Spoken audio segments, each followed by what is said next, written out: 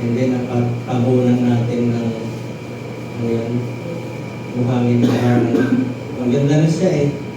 Nung maganda na siya, namumuwisit na yung mga nakapaligid. Diba? Pinapalayas na tayo. Pinapalayas ba tayo kay kami? Medyo pastor.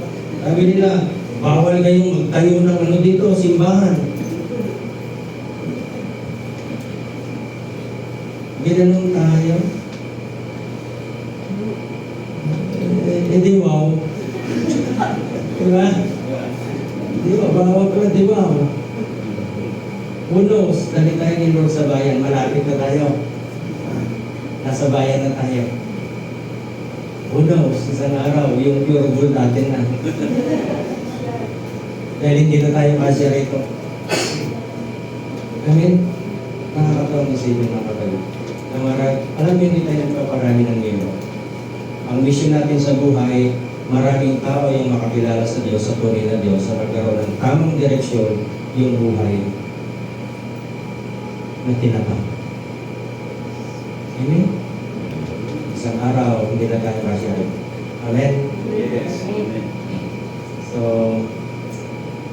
kagabi ay paligsahan kami ni Kuya Job ng pagtahol. Tahol siya doon, tahol ako dito. Salamat sa Diyos, medyo kinalman ni Lord yung aking dalamutan. Kanina talaga, ang plano mo, meron tayong pag-aaralan. Yan ang medyo mahaba siya. Sabi ko, Lord, ayaw mong salita ng mahaba. Kasi nakangati ang lalamunan ka. Kaya bigyan mo na ako ng mensahe ngayon na gagawin ito. And I believe, ang mensahe ng Diyos ay tama po sa iyo. Gusto ng Diyos makatawid ka. Amen? Kaya walang iwanan. Kaya Diyo, walang iwanan na. Walang leaving the group ha. No one is allowed to let the group. Why? Because all of us, we will go over unto the other side. Lahat tayo tatawid doon sa kabila.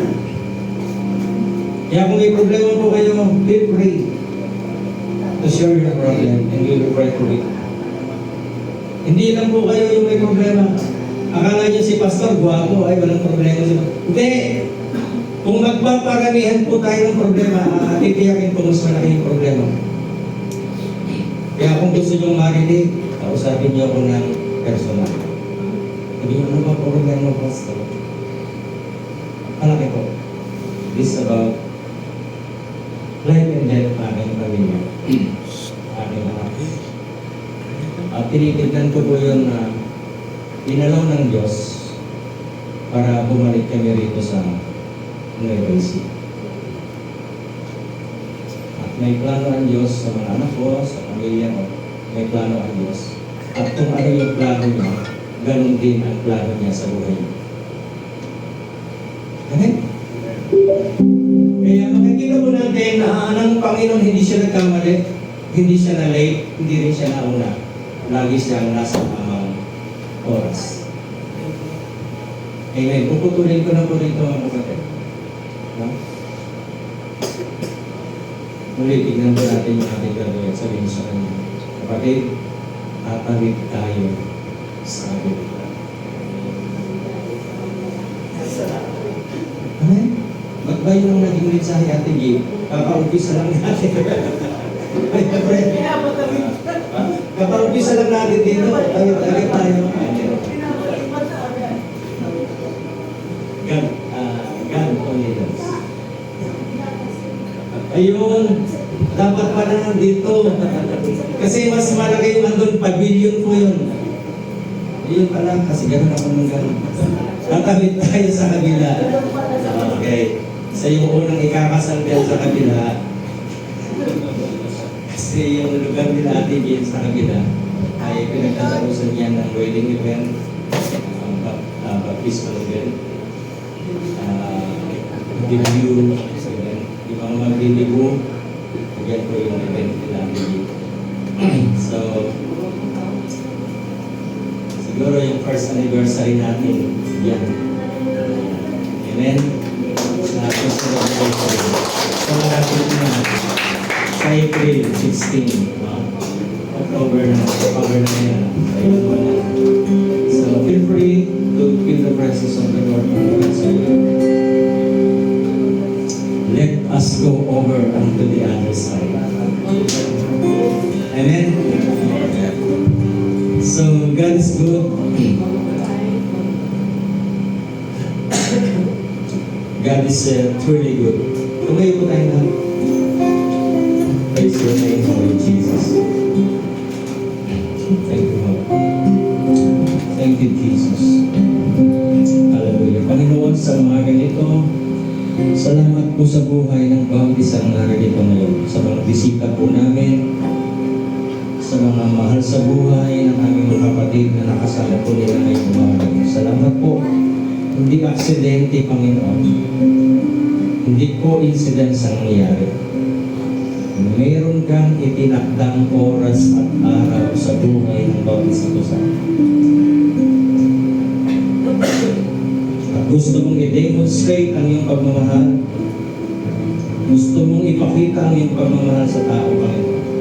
Kung kaya't kami na narito ngayon ay nagpapasalamat ng Diyos dahil napili mo kami, Panginoon, upang sa aming simulan ang demonstrasyon ng iyong pag-ibig na hindi mababayaran, ang iyong pagmamahal, Panginoon, na hindi kayang sukatin.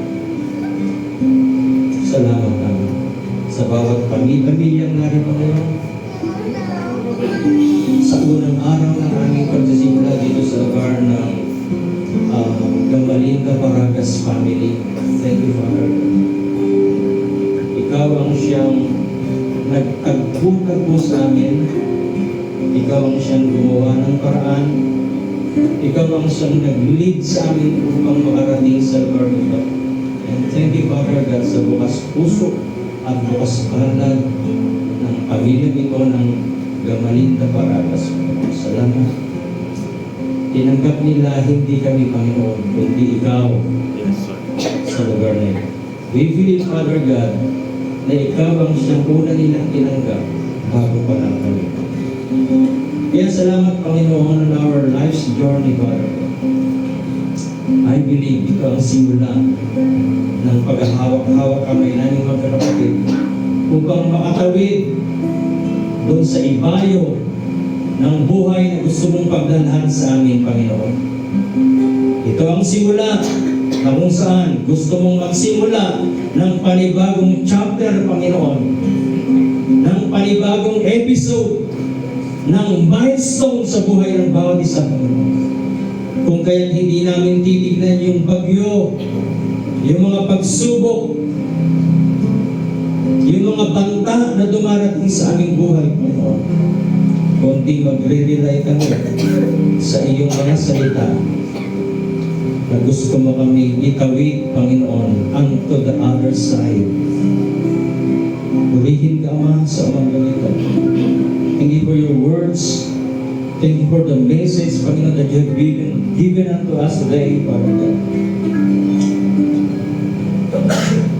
Kaya mong maging inspiration ng Panginoon ng bawat isa, sa bawat magulang, sa bawat magkasama, Panginoon, sa bawat kabataan na naririto ngayon dakilang Diyos.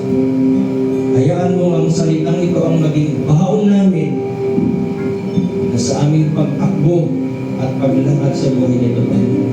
Surely, walang bingkis, Panginoon, na tulang sabla, makararating kami sa kabilang ibayo. Ama, maraming salamat po. At sa umagang ito, dakilang Diyos, patuloy mo kaming pagpalain, patuloy mo kaming buhusan ng iyong biyaya at pagmamahal. At hayaan mong managana, Panginoon, ang bawat provision, ang bawat pagpapala kung nalainenda para sa amin sa araw na ito at sa buong sangging linggo nito, Panginoon. Hanggang sa susunod na linggo ng aming pagsasama-sama, Panginoon, i-dedicate po namin ang lugar na ito, Panginoon. Iniaalay namin sa iyo, inihahabag namin sa iyo ang munting lugar na ito na kung saan magsisimula ka ng malalaking bagay, Panginoon. Magsisimula ka sa buhay ng bawat isa kayo sa lugar na ito ng Gamalinda, Paragas, Panginoon. Thank you, Father God, sa aming mga kapatid na wala dito ngayon, Panginoon. Salamat po dahil sa kabila ng sila hindi namin nakasama ngayong araw, Panginoon. Meron ka pang ibang araw para sa kanila upang muli kasama po namin sila sa paglilingkod sa iyo, Panginoon. Ama, ikaw lamang po ang siyang tanging namin itataas. Ikaw lamang ang aming luluwalhati sa lugar nito. Ikaw lamang, Panginoon, ang mapapupurihan sapagkat ikaw lamang ang tunay na bida sa lugar nito. Purihin ka, sambahin ka, dakilahin ka sa pangalan ng aming Panginoon Jesus. Ito po ang aming panalangin, lahat po ng anak ng Diyos, pagsabi ng malakas na Amen. Let's pray. Itataas ang ngalan mo, Ayan. hari ng buhay ko. Ako'y sumasamba, O Diyos, dakilang ka. Isa pa, itataas. Itataas ang ngalan mo, hari ng buhay ko. Ako'y sumasamba, Diyos, dakilang ka. Isa pa, itataas. Itataas ang ngalan mo, hari ng buhay ko. Ako'y sumasamba, O Diyos, dakilang ka. Itataas. Itataas ang ngalan mo, hari ng buhay ko. Ako'y sumasamba, O Diyos, dakilang ka. Let's serve the name of the Lord. Itataas ang ngalan mo, hari ng buhay ko. Ako'y sumasamba, O Diyos, dakilang ka. Dakilang ka.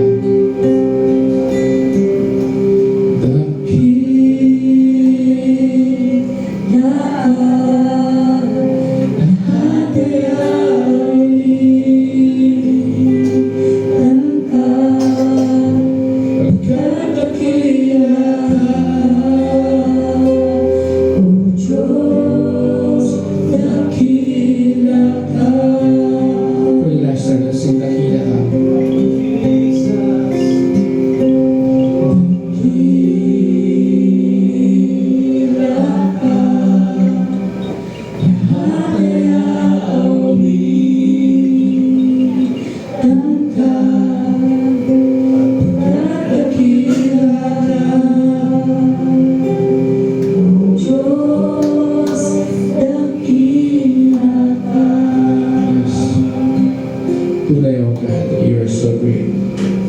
You're so good, O God. Lord, may we always remember, Lord God, your plans and purpose for us is to cross over the river na kasama ka namin, Panginoon. Lord, to everybody here that has a burden, Panginoon, we will not dwell on it, O God. We will just pass by, Father God. We will stand in your promises that you will never leave us nor forsake us. Lord God, as we go home, Panginoon, sa araw na Lord God, bring us back here next Sunday, Panginoon.